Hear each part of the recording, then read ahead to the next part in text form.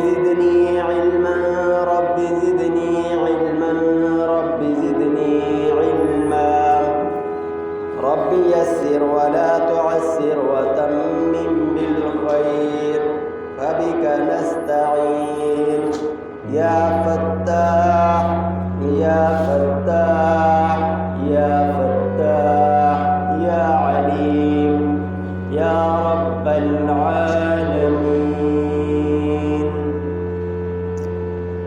کرتاس کے چہرے پر ایک لفظ لکھا میں نے، کرتاس کے چہرے پر ایک لفظ لکھا میں نے، کرتاس کہتے ہیں کاغذ کو، کرتاس کے چہرے پر ایک لفظ لکھا میں نے، اس لفظ کی خوشبو سے کرتاس معطر ہے، وہ لفظ مکمل ہے، وہ لفظ محمد ہے صلی اللہ علیہ وسلم۔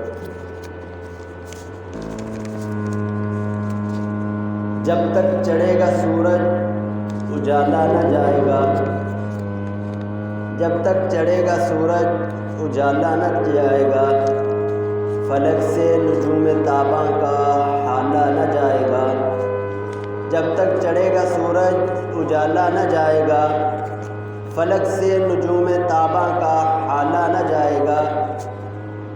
خدا سے نبی نے اسی لیے مانگا عمر، خدا سے نبی نے اسی لیے مانگا عمر، کھولا کسی سے کعبے کا تالا نہ جائے گا۔ خدا سے نبی نے اسی لیے مانگا عمر کہ کھولا کسی سے کعبے کا تالا نہ جائے گا۔ اصحاب و اہل بیت و رسالت کے بین میں، اصحاب و اہل بیت و رسالت کے بین میں قرآن سے رحماء کا حوالہ نہ جائے گا۔ میرے قابل صدر احترام معزز سامعین اکرام، آج 1443 ہجری ہے اور محرم الحرام کا عظیم الشان مہینہ ہے اور اس کی 11 تاریخ۔ اسلامی تاریخ کا اس کے ساتھ، اس مبارک مہینے کے ساتھ، محرم الحرام کے ساتھ بہت گہرا تعلق ہے۔ اسلامی تاریخ کا تعلق اس کے ساتھ بہت مضبوط ہے، بہت جڑا ہوا ہے۔ بہت اسلامی واقعات ایسے ہیں کہ جو محرم الحرام کے ساتھ جڑے ہوئے ہیں، خصوصاً 10 محرم الحرام کے ساتھ۔ اللہ تعالیٰ نے حضرت آدم علیہ السلام کی توبہ قبول کی تو وہ 10 محرم الحرام کا دن تھا۔ کشتی نوح پہاڑ پر لنگر انداز ہوئی، 10 محرم الحرام کا دن تھا۔ حضرت موسیٰ علیہ السلام کی قوم بنی اسرائیل کو فرعون سے نجات ملی، اللہ تعالیٰ نے سمندر سے راستے بنا دیے، 10 محرم الحرام کا دن تھا۔ اسی طرح یہودیوں نے حضرت عیسیٰ علیہ السلام کو نعوذ باللہ مارنے کی کوشش کی، قتل کرنے کی کوشش کی، تو اللہ تعالی نے انہیں آسمانوں پر اٹھا لیا۔ یہ بھی 10 محرم الحرام کا دن تھا۔ اور اس کے بعد اور بھی متعدد واقعات ہیں جو 10 محرم الحرام کو رونما ہوئے۔ اور محرم الحرام کی 1 تاریخ کو اس دنیا کے عظیم انسان، عظیم فاتح، عظیم حکمران، جن کے بارے میں دنیا کہتی ہے، دنیا کفر کہتے ہیں، کفر کا یہ کہنا ہے کہ اگر وہ یعنی حضرت عمر رضی اللہ تعالیٰ عنہ، حضرت عمر جیسا ایک اور حکمران اس دنیا میں آ جائے تو پوری دنیا میں کفر مغلوب ہو کر رہ جائے، شکست خوردہ ہو کر رہ جائے۔ کفر کا نام و نشان دنیا سے ختم ہو سکتا ہے اگر حضرت عمر رضی اللہ تعالیٰ عنہ جیسا ایک اور حکمران آ گیا۔ یہ دنیا کفر کہتی ہے، ایسے عظیم الشان حکمران ان کی اس مبارک مہینہ میں کی 1 تاریخ کو شہادت ہے۔ حضرت عمر رضی اللہ تعالیٰ عنہ ایک عظیم ہستی ہے، اور تمام صحابہ کرام رضوان اللہ علیہم اجمعین کو اللہ تعالیٰ نے دنیا میں ہمارے لیے نمونہ بنا دیا۔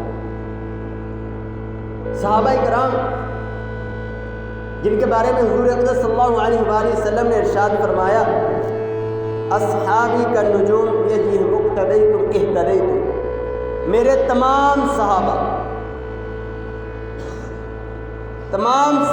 ستاروں کی مانند ہیں، جس کی بھی اقتدا کرو گے ہدایت پا جاؤ گے، فلاح پا جاؤ گے، دنیا اور آخرت میں کامیابیاں سمیٹ لو گے، دنیا میں بھی کامیابیاں ملیں گی اور آخرت میں بھی کامیابیاں ملیں گی۔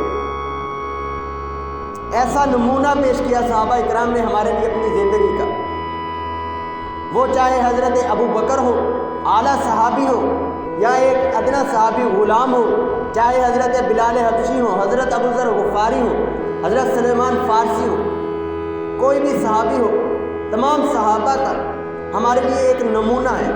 تمام صحابہ کی زندگی ہمارے لیے ایک نمونے کے طور پر پیش کی گئی۔ صحابہ اکرام رضوان اللہ علیہم اجمعین نے کیا کیا تھا؟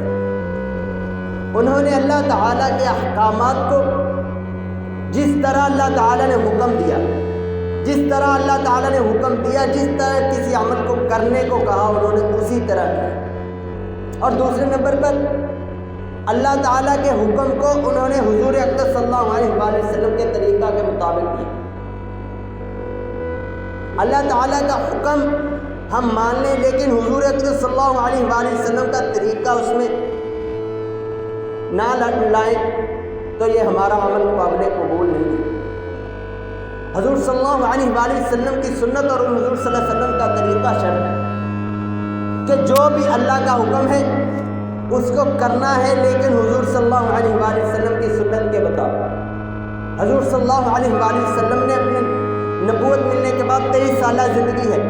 حضور صلی اللہ علیہ وسلم نے تجارت بھی کی، کاروبار کیا، لوگوں کے ساتھ معاملات کیے، اپنے رشتوں داروں کے ساتھ تعلقات ہیں، اپنے گھر والوں کے ساتھ تعلقات ہیں، اپنے بیٹیوں کے ساتھ تعلقات ہیں، اپنے نواسیوں کے ساتھ تعلقات ہیں، اپنے دامادوں کے ساتھ تعلقات ہیں، اپنے سسرال کے ساتھ تعلقات ہیں۔ حضور صلی اللہ علیہ وآلہ وسلم کی زندگی ہمارے لیے ایک نمونہ ہے۔ صحابہ کرام نے حضور صلی اللہ علیہ وآلہ وسلم کی زندگی کو دیکھ کر اس کے مطابق اپنی زندگی گزاری، پھر اللہ تعالیٰ نے انہیں دنیا میں بھی کامیاب کر دیا اور آخرت میں بھی کامیاب کر دیا۔ ایک مرتبہ صحابہ کرام کسی جنگ میں ہیں، کفار کے ساتھ جنگ ہو رہی ہے، جنگ طویل ہوتی جا رہی ہے، فتح نہیں مل رہی، مسلمان فاتح نہیں ہو رہے۔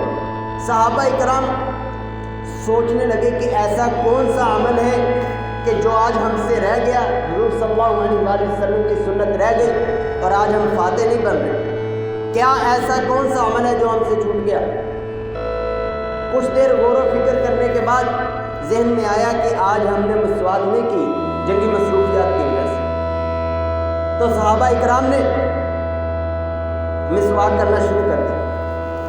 مسواک شروع کرنے کی دیر تھی کہ کافروں نے جب دیکھا کہ مسلمان مسواک کر رہے ہیں تو انہوں نے، اللہ تعالیٰ نے ان کے ذہن میں ڈالنا تھا، ان کے ذہن میں بات آئی کہ مسلمان اپنے دانت تیز کر رہے ہیں، اب ہمیں کچا کھا جائیں گے کافر کو، آگے اللہ تعالیٰ نے مسلمانوں کو فتح دے۔ ایک حضور اقدس صلی اللہ علیہ وآلہ وسلم کی چھوٹی سی سنت اپنانے کی وجہ سے، کوئی بڑی سنت نہیں اپنائی، ایک چھوٹی سی سنت کو اپنایا اور اللہ تعالیٰ نے انہیں فتح دی۔ اللہ تعالیٰ نے انہیں دنیا ہی میں جنت کا سرٹیفکیٹ دے دیا۔ اللہ تعالیٰ فرماتے ہیں جزاؤہم عند ربہم، ان کی جزا ان کے رب کے پاس جنات عدن تجری من تحتها الانہار، ایسی جنت ہے جس کے نیچے سے نہریں بہتی ہیں، خالدین فیہا ابدا، وہ اس میں ہمیشہ ہمیشہ رہیں گے، رضی اللہ عنہم ورضوا عنہ، میں ان سے راضی ہو گیا، وہ مجھ سے راضی ہو گیا۔ انہیں دنیا ہی میں جنت کا سرٹیفکیٹ دے دیا، اپنے رضا کا سرٹیفکیٹ دے دیا۔ آج ہم اگر کسی صحابی کی زندگی کو اپنے سامنے رکھ کر اپنی زندگی گزارنا شروع کر دے تو ہم کامیاب ہو سکتے ہیں، ہماری دنیا اور آخرت سنور سکتی ہے۔ خیر، صحابہ کرام میں سے کچھ کو اللہ تعالیٰ نے بہت بڑا درجہ عطا فرمایا ہے، جن میں خصوصاً حضرت ابو بکر رضی اللہ تعالیٰ عنہ، حضرت عمر فاروق رضی اللہ تعالیٰ عنہ، حضرت عثمان غنی، حضرت علی المرتضیٰ، ان صحابہ کرام کے درمیان ان کا ایک بڑا مقام ہے۔ حضور صلی اللہ علیہ وآلہ وسلم اس دنیا سے رخصت ہونے لگے، حضور اقدس صلی اللہ علیہ وآلہ وسلم نے اپنا مصلح حضرت ابو بکر رضی اللہ تعالیٰ عنہ کے حوالے کیا۔ حضرت ابو بکر رضی اللہ تعالیٰ عنہ نے حضور اقدس صلی اللہ علیہ وآلہ وسلم کا مصلح سنبھالا اور امامت کی۔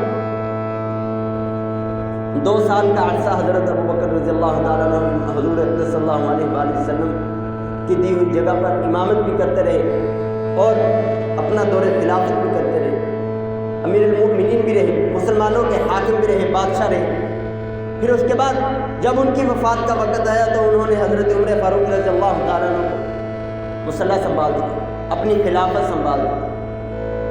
اب حضرت عمر فاروق رضی اللہ تعالیٰ عنہ کی جب حکومت تھی تو 11 لاکھ مربع میل پر اسلام کی حکمرانی، 11 لاکھ مربع میل پر اسلام کا جھنڈا لہرا رہا تھا۔ اب حضرت عمر رضی اللہ تعالیٰ عنہ کو حکومت ملتی ہے، حضرت عمر فاروق رضی اللہ تعالیٰ عنہ فتوحات کا سلسلہ دوبارہ جاری ہوا، فتوحات چلتی رہی۔ حضرت عمر فاروق رضی اللہ تعالیٰ عنہ نے اور 11 لاکھ کے ساتھ 11 لاکھ مربع میل پر اور اسلام کا پرچم لہرایا، 22 لاکھ مربع میل پر اسلام کا پرچم لہرایا۔ اور کیسے حاکم بنے؟ صرف انسانیت پر حکومت نہیں کی، جنات پر حکومت نہیں کی، جانوروں پر حکومت نہیں کی، اس زمین پر بھی حکومت کی، پہاڑوں پر حکومت کی، جانور بھی ان کی بات مانتے ہیں۔ ایسی حکومت کی حضرت عمر فاروق رضی اللہ عنہ۔ حضرت عمر فاروق رضی اللہ تعالیٰ فرمایا کرتے تھے، اگر میری حکومت میں، میرے دور خلافت میں دریائے فرات کے کنارے پر ایک کتا بھی مر گیا نا تو اس کا بھی مجھ سے پوچھا جائے گا۔ ایسی سوچ پھر ایسی عظیم سلطنت کیسے نہ بنتی۔ ایک مرتبہ کسی علاقے سے مال غنیمت پہنچا، علاقہ فتح کیا، غالباً حضرت خالد بن ولید اس فتح کرنے والے لشکر کے کمانڈر تھے۔ انہوں نے حضرت عمر فاروق رضی اللہ تعالیٰ عنہ کو ایک خط لکھا مال غنیمت کے ساتھ۔ حضرت عمر فاروق رضی اللہ تعالیٰ عنہ کے پاس مدینہ منورہ میں جب وہ مال غنیمت پہنچا اور اس کے ساتھ خط پہنچا، اس میں بہت زیادہ سونا تھا، ہیرے جواہرات تھے، قیمتی اشیاء تھے، زیادہ تر اس میں مال غنیمت میں سونا تھا۔ اور جو رکا تھا حضرت خالد بن ولید نے لشکر کے کمانڈر نے لکھا تھا، وہ جب حضرت عمر فاروق رضی اللہ تعالیٰ نے رکا پڑھا نا، رکا پہ لکھا ہوا تھا کہ یہ مال غنیمت بہت خفیہ جگہ سے نا، بہت قیمتی جواہرات خفیہ جگہ سے کچھ سپاہیوں کو ملے،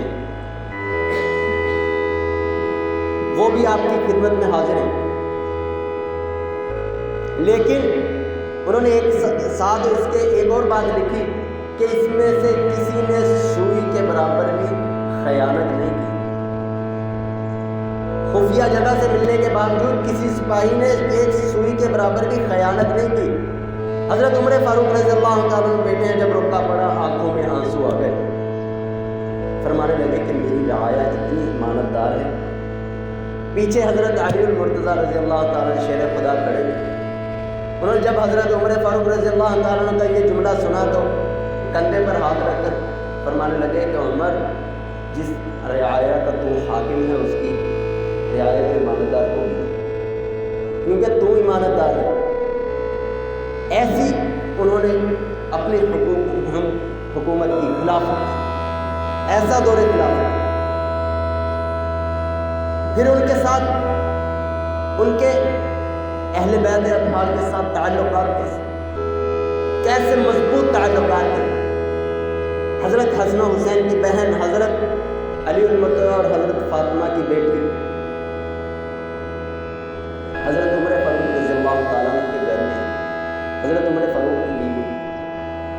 کچھ لوگ کہتے ہیں کہ ان کے تعلقات اچھے نہیں تھے. اگر تعلقات اچھے نہیں تھے تو حضرت علی اپنی بیٹی حضرت ام فاروق رضی اللہ تعالیٰ عنہ کو کیوں دیتے؟ حضرت عمر فاروق رضی اللہ تعالیٰ عنہ ایسی عظیم شخصیت. ایک مرتبہ ایران سے مال غنیمت آیا. جب ایران فتح ہوا، مال غنیمت میں ہیرے جواہرات اور سونا وغیرہ آئے، بہت سارا مال آیا جس میں قیدی بھی تھے جو مال غنیمت کے اندر آئے تھے. قیدیوں میں سے ایک قیدی ایک شہزادی تھی ایران کی. حضرت عمر فاروق رضی اللہ تعالیٰ عنہ کی خدمت میں جب مال غنیمت پیش کیا گیا، حضرت عمر فاروق رضی اللہ تعالیٰ عنہ مال غنیمت دیکھا. اس کے بعد قیدیوں کو دیکھنے لگے تو ان میں معلوم ہوا کہ ایک شہزادی بھی ایران کی قید ہو کر آئی. تو حضرت عمر فاروق رضی اللہ تعالیٰ عنہ منبر پر جلوہ افروز ہوئے اور فرمانے لگے شہزادی آئی ہے، شہزادے کو دوں. حضرت حسین رضی اللہ تعالیٰ عنہ کو بلوایا گیا. حضرت عمر فاروق رضی اللہ تعالیٰ عنہ نے خود اس شہزادی کا نکاح حضرت حسین رضی اللہ تعالیٰ عنہ کے ساتھ پڑھایا اور خود ان کے ساتھ نکاح پڑھایا. یہی شہزادی تھی شاہر بانو جن کی کوکھ سے حضرت امام زین العابدین پیدا ہوئے. یہی شہزادی کربلا کے میدان میں ساتھ تھی. ایسے تعلقات تھے حضرت عمر فاروق رضی اللہ عنہ. ایک مرتبہ حضرت سیدنا عمر فاروق رضی اللہ تعالیٰ عنہ کا دور خلافت ہے، خطبہ دے رہے ہیں مسجد کے اندر، اور ادھر حضرت عمر فاروق رضی اللہ تعالیٰ عنہ خطبہ دے رہے ہیں، ادھر مسجد کے سامنے کچھ بچے کھیل رہے ہیں. حضرت حسین کا بھی بچپن کا زمانہ تھا، بچے تھے، وہ بھی ان بچوں کے ساتھ کھیل رہے. کھیلتے کھیلتے باتیں ہونے لگی تو حضرت حسین رضی اللہ تعالیٰ عنہ فرمانے لگے کہ وہ جو خطبہ دے رہے ہیں 22 لاکھ مربع میل کا حکمران ہے، وہ ہمارا غلام ہے. اب ان بچوں کے ساتھ حضرت عبداللہ بن عمر چونکہ ہم عمر تھے، وہ بھی کھیل رہے تھے حضرت حسین کے ساتھ. جب انہوں نے یہ بات سنی تو شام کو جب حضرت عمر فاروق رضی اللہ تعالیٰ عنہ گھر پہنچے تو انہوں نے حضرت عمر فاروق اپنے بابا سے عرض کی کہ ابا جان، آج جب آپ خطبہ دے رہے تھے اس وقت ہم باہر کھیل رہے تھے مسجد کے سامنے، تو حضرت حسین نے ایک بات کہی کھیلتے کھیلتے کہ وہ جو خطبہ دے رہے ہیں نا 22 لاکھ مربع میل کے حکمران، وہ ہمارے غلام ہیں. حضرت عمر فاروق رضی اللہ تعالیٰ عنہ لیٹے ہوئے تھے ایسے ہاتھ میں. جب انہوں نے یہ بات سنی تو اٹھ کر بیٹھ کے، بیٹا دوبارہ بتانا کیا کہا تھا حسین نے. حضرت عبداللہ بن عمر نے دوبارہ عرض کی کہ ابا جان، جب ہم کھیل رہے تھے تو حسین نے کہا کہ وہ جو خطبہ دے رہا ہے ہمارا غلام ہے. حضرت عمر فاروق رضی اللہ تعالیٰ عنہ نے فوراً فرمایا کہ عبداللہ بن عمر بھاگ کے جاؤ، عبداللہ بھاگ کے جاؤ حسین کے پاس، اس سے کہو جو جملہ آج دوپہر آپ نے کہا تھا وہ لکھ کر دے دے. اب حضرت عبداللہ بن عمر رضی اللہ تعالیٰ عنہ حضرت حسین کی خدمت میں حاضر ہوئے اور کہا کہ جو جملہ آج آپ نے دوپہر کہا تھا کہ عمر ہمارے غلام ہیں، وہ لکھ کر دے دیں. ابا جان کہہ رہے ہیں. حضرت حسین نے کاغذ قلم لیا، لکھ دیا عمر ہمارے غلام ہیں، فقط حسین ابن علی. اب یہ رکا لے کر حضرت عبداللہ بن عمر اپنے ابا جان کے پاس پہنچے، آ کر رکا دکھایا. حضرت عمر نے پکڑا، چوما، آنکھوں سے لگایا. آنکھوں سے لگانے کے بعد اپنے بیٹے سے کہنے لگے اے عبداللہ، میری وصیت سن لے کہ جب میرا انتقال ہو جائے، میں فوت ہو جاؤں، جب مجھے دفنانے لگو یہ رکا میرے سینے پر رکھ دینا، میری بخشش کے لیے میری طرف. اس طرح محبت تھی ان کے ساتھ، اس طرح محبت. کیونکہ وقت کم ہے، حضرت حسین رضی اللہ تعالیٰ کی 10 محرم الحرام پر شہادت. کچھ لوگ اس کو اچھے طریقے سے، جس طرح اسلامی احکامات ہیں، اس دن کے موقع پر اِیصال ثواب کرتے ہیں، اور کچھ لوگ اس دن کے موقع پر اپنی وحشانہ بے غیرتی کہہ لیں وہ کرتے ہیں.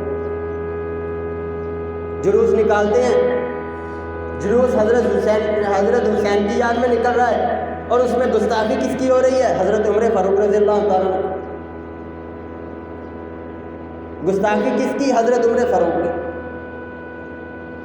اور اس موقع پر مجھے افسوس، دوست محسوس نہ کریں، لیکن مجھے افسوس سے کہنا پڑا ہے، چونکہ ہمارا یہ کام ہے، حضور صلی اللہ علیہ وآلہ وسلم کا فرمان ہے کہ جو بات آپ کو معلوم ہو وہ دوسروں تک پہنچاؤ، چاہے ایک جملہ ہی کیوں نہ ہو۔ اگر دوسرے بھائی کو اس کا علم نہیں ہے، اگر وہ اس میں کوتاہی کر رہا ہے تو اس کو متنبہ کرو۔ ہمارا ذمہ ہے آپ تک بات کو پہنچانا۔ اسلام میں سختی نہیں ہے، آگے عمل کرنا آپ کا کام ہے۔ اس دن کے موقع پر خصوصاً 10 محرم الحرام کو ان کے ساتھ، ان کالوں کے ساتھ، جس طرح وہ لباس پہن کر 10 محرم الحرام کو، خصوصاً محرم الحرام کے پورے مہینے میں وہ کالا لباس پہن کر بازاروں میں گھومتے ہیں، دیکھنے والا مسلمان سنی دور سے پہچان جاتا ہے کہ یہ وہ ہے، یہ وہ کافر ہے جو صحابہ اکرام کی شان میں گستاخی کرتا ہے، اس عظیم الشان ہستی کی شان میں گستاخی کرتا ہے جس کے بارے میں حضور اقدس صلی اللہ علیہ وآلہ وسلم نے فرمایا، لو کان بعدی نبی لکان عمر، اگر میرے بعد نبوت کا سلسلہ چلتا، اگر میرے بعد کوئی نبی آتے تو ان میں ایک عمر بھی نبی ہوتا رضی اللہ عنہ۔ ان کی شان میں گستاخی کرتے ہیں مسلمان، اپنا سنی نوجوان جو علم رکھتا ہے وہ دور سے پہچان جاتا ہے۔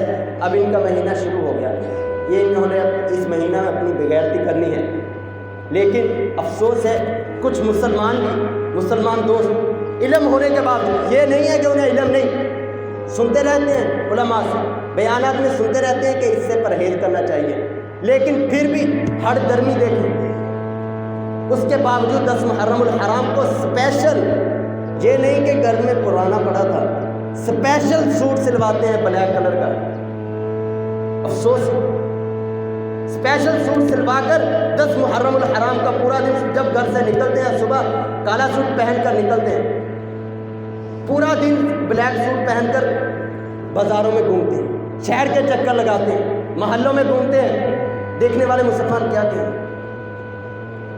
اب میں ایک آدمی کو جانتا نہیں ہوں، حالانکہ وہ مسلمان ہے، سنی ہے، ہو سکتا ہے اس کا ایمان میرے سے زیادہ مضبوط ہو، لیکن وہ کالا سوٹ پہن کر پھر رہا ہے 10 محرم الحرام کو، میں دیکھ کر تو یہی سمجھوں گا نا کہ یہ وہ کالا شیعہ ہے، میں اس سے کنی کتراؤں گا، اس سے دور ہوں گا، لیکن وہ اصل میں ہوگا سنی۔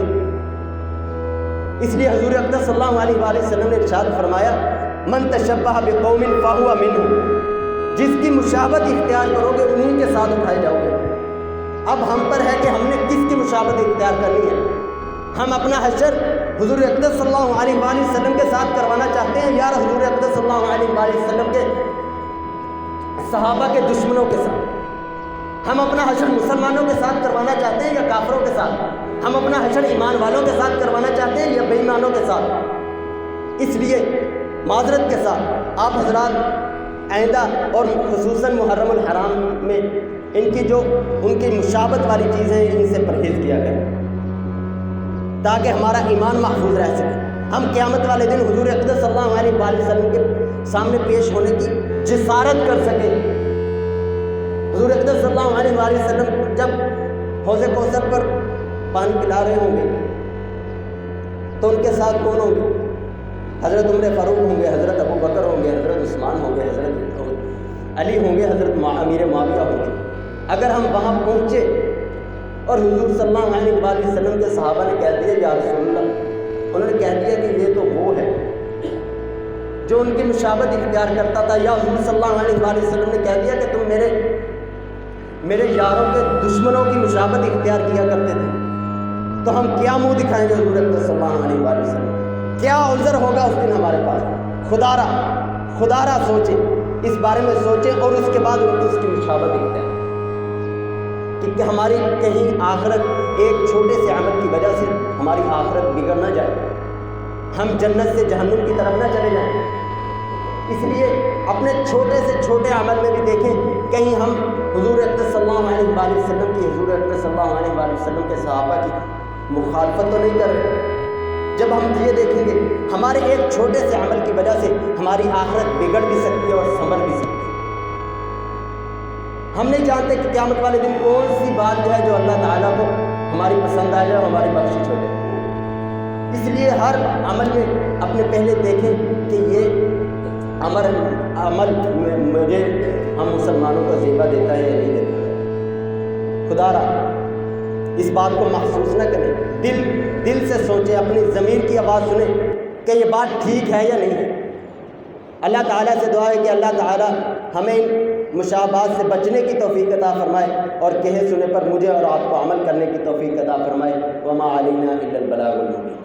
سنتے رہتے ہیں۔